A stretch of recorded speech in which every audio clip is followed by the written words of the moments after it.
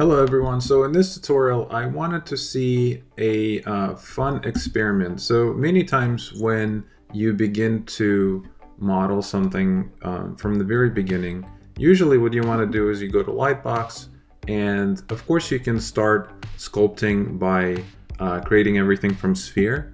But a lot of times even seasoned 3D artists, what they'll do is they'll take a base mesh that already exists in the Lightbox here in zBrush. So for example, if I grab this male.zpr, this is an excellent starting point to begin modeling a custom character because it just already saves you a lot of time.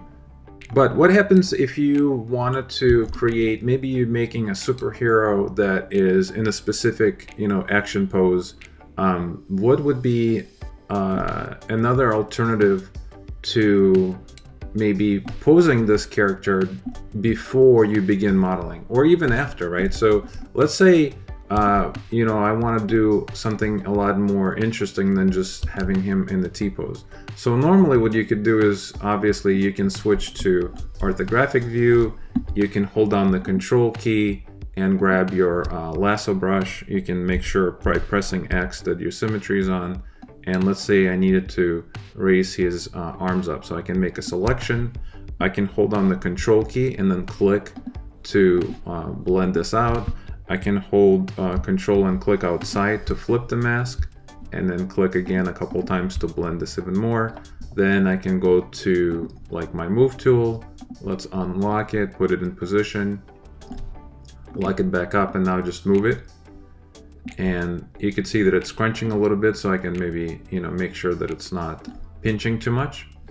And that would be one way of doing it, but this would be a really tedious way to set up something very dynamic, right? Because it's kind of tough in my opinion. But what we could do is, why don't we use Maya, and let's use Maya's quick rig, automatic quick rig, to rig this character and pose him up in Maya and then bring him back to kind of swap him for this one. And then that would be a better beginning pose to start modeling and sculpting as a foundation. Before I bring it into Maya, another thing I could do is, let's just also straighten his wrist, so he's literally sort of like in T-pose. So I'm gonna blend this again, and let's go ahead and do something like this. And I'm gonna lock this up and just bring his wrist up a little bit. So he's sort of like in the T-pose, right? Now, one of the things that I need to keep in mind, if I do bring this into Maya, right, as a T-pose, I need to make sure that if I go to geometry, the subdivision level is set to the lowest. So right now I'm at 15,000 points. I wouldn't want to rig this character, even if he's not going to be animated. I wouldn't want to rig this character on subdivision level 3 at 252,000. That's a little bit too excessive. And we can subdivide it again once we swap it back, right? Once we bring the pose in ZBrush. So what I'm going to do is I'm going to delete higher. So now I don't have any subdivision levels, and I just have 15,000. And what I'm going to do is I'm going to simply export this out, and I'm fine with leaving it as an OBJ file. So I'm just going to leave it as is, male_zBrush. That's fine. I'm going to just say save. And now let's go ahead and jump into Maya, and let's go ahead and import. So here's the file. I'm just going to say import, and this is what it comes in as. Okay, so that's fine. The one thing I could do is I could move it above the ground just to make sure that the rigging, the auto rig in Maya doesn't do anything strange. So I'm going to put him on the floor, and that's fine. And let's go ahead and apply a quick rig to this guy. So how do we do that? Well, one thing I could do is I can select it, and let's go to modeling, mesh display. Let's soften the edges. Because I didn't export it out as a FBX, my normals got reset, so I need to set them back to smooth. And now I'm going to select this mesh, and I'm going to go to rigging. I'm going to go to skeleton, I'm gonna say quick rig. And in here, what I'm gonna do is I'm gonna say step by step. I'm gonna say plus, then I'm gonna say plus again to add the shape into the panel, right? So that's step 1. Step 2 is create the resolution. I'm fine with 256. I'm gonna say create. That's gonna give me these joints that I need to make sure and set up properly. So what I'm gonna do is I'm gonna press space to go into the squad view, or you can press this button here, that's fine too. And then what you could do is you could do Shift A to kind of frame every single window. And then you want to hover over, let's do this front one and just press spacebar to go into it. And now let's just make sure that all of these joints are properly positioned. So obviously if this is a wrist joint, it is not properly positioned. So I'm going to press W. And I'm gonna just move this guy to where I think the wrist should be. So this would be my wrist. This would be my elbow. I'm fine with the shoulder. I think I'm fine with the neck as well. If you start selecting the character and you don't want to, you can uncheck this button here, and that's gonna make sure you don't select the mesh. We could bring the head controller a little higher. I'm fine with all of these. For the knee, I think the knee should be a little bit higher, so like here. And for the ankle, I think that's fine as well. And now I just need to make sure that I copy everything that I just did from the right side over to the left. So I'm going to select all of my joints. I think I moved all of these, right? So I'm going to select all of them at once. And I'm going to use this button. You can see it's going right to left because I moved the ones on the right. So I'm going to click that. And you can see all the joints are now properly positioned.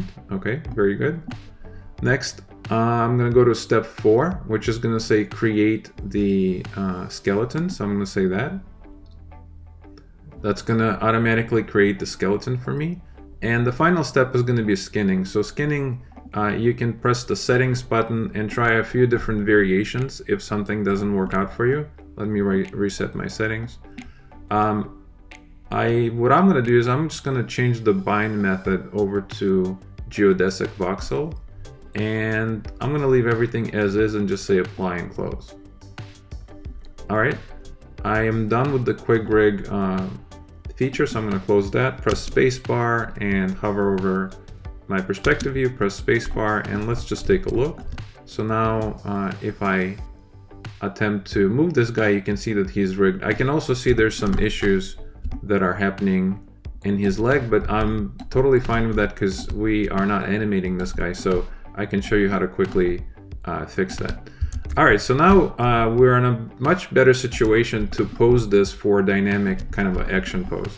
Now I don't really have a reference for this, and maybe I should have found one, but let's just pose him in some kind of a more interesting way. So maybe this leg is back, and I'm just gonna quickly make up a pose.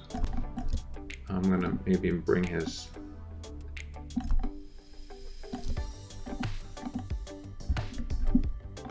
leg in, so maybe I can switch this to world if I wanted to do that. Let's bring this arm down, so maybe he's kind of leaping forward a little bit. Now, the interesting thing about the human IK, you can use the controllers to pose your base mesh, or you can even grab these joints here, right? So you can move these as well in addition to the controller, so you can do both just based on what you need and what works best. So let's just again create some kind of an interesting pose.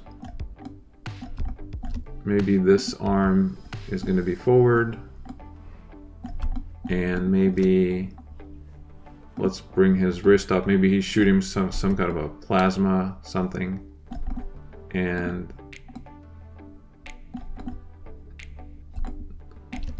all right, so this is already to do this in ZBrush is definitely possible, but it's a lot easier to do it when you have all these joints to move around, kind of like a puppet, right?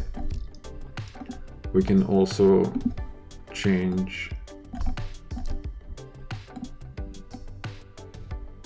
So let's say I have this, and of course I can spend more time making this great, but that's not the point. The point is just to show you something, right? So okay, so we have a pose, something like this. The next step that you want to do is you want to select your mesh. Well, I need to activate this again. I'm going to select my mesh, and I'm going to simply go to poly modeling and clear my history. Once I press this clear history button, it's going to destroy my human IK joins and the links. So I'm going to go ahead and click on that. And now what I could do in my outliner is if I select all this extra stuff that QuickRig created, I can just simply delete it. And you can see the mesh is maintaining its pose, right? Now, of course, to clean up these little weight issues, if you have them on your end as well, you can just go to sculpting, grab something like a smooth brush, and very quickly, you know, if you change your strength, very quickly you can just smooth this out. Just like doing weight painting for animation, right? So we're gonna clean this up a little bit. Maybe you have some strange issues that are pinching kind of weird. We can clean those up real quick. Let's do that. All right. And you can even take advantage of some of the sculpting tools here as well, in addition to ZBrush. I guess that would sort of be maybe silly because that's what ZBrush is for, but you could move some things into position a little better, maybe, you know, just adjust the pose as you please, right? So let's say now you are done, and obviously the next thing would be is to just simply select this guy and export him out to replace the other one. So I'm just going to literally replace the one that I exported out of ZBrush and just say export. Now if I jump back into ZBrush, you know, I remember I have something like this, but I'm going to say import. And I'm going to grab this newly exported OBJ from Maya and just say open. Let's press F on our keyboard.